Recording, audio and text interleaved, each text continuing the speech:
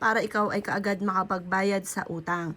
Gawin niyo po ito ng Tuesday or Friday mga bossing. Sa umaga lang ang paggawa ng mga pampaswerte na mga bandang alas 7 ng umaga. Ang gagawin niyo lang ay isusulat niyo po dito ang inyong tunay na pangalan at ipilido. Ito po ay sample lamang. Apple Pagyo. Ikaw po ay haharap sa silangan kapag ginawa niyo po ito. Tapos, isulat nyo dito kung magkano ang inyo pong utang. Halimbawa, isulat nyo rin yung pangalan ng tao.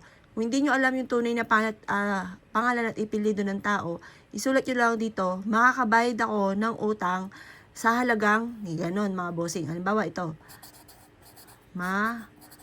Makakabayad ako ng utang agad sa halagang halimbawa lamang po 200k. Yan. Tapos, sulat niyo po dito, magkakaroon agad ako ng pera. Magkakaroon agad ako ng malaking halagang pera. Pagkatapos ito mga bossing, kumuha po kayo ng cinnamon. Isusulat nyo po muli ang pangalan nyo dito. Yayaman ako at magiging matagumpay. Positive lang, think positive, be positive.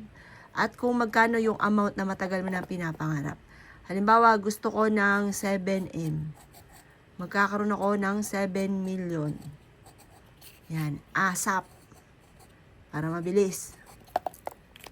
Tapos mga boss, ito ay iikot nyo. Habang iniikot nyo po siya, paulit-ulit ka na nagwi-wish na makakabayad na ako sa aking mga pagkakautang at magkakaroon ako ng 7 million. Makakabayad na ako sa aking mga pagkakautang at magkakaroon ako ng 7 million.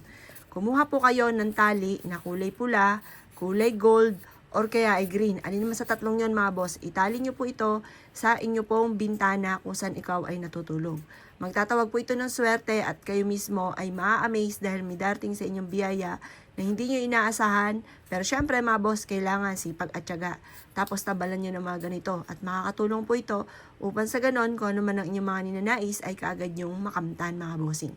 Proven po ito. I-share nyo yung ating video para may mga tao na maaaring naniniwala sa ganito ay matulungan po natin. Dahil kung kayo may mabuting kalooban at nais rin po makatulong, nasa inyo na ang pagpapala po niyan mga bossing. Mainam po mga bossing ko, gawin nyo po ito ng pasikreto dahil once na may nakakaalam na ganito, hindi natutupad ang mga wishes. Kaya kailangan mga bossing ko, para matupad ay isikreto nyo na lamang po siya mga boss. Kayo mismo ay maa-amaze sa dami ng mga blessing na darating sa buhay ninyo matapos nyo po itong gawin. Kaya kung kayo gagawa ng ganito, gawin nyo na po ito at focus lang, maging positive ka, makakamtan nyo kung ano man ang inyong ninanais.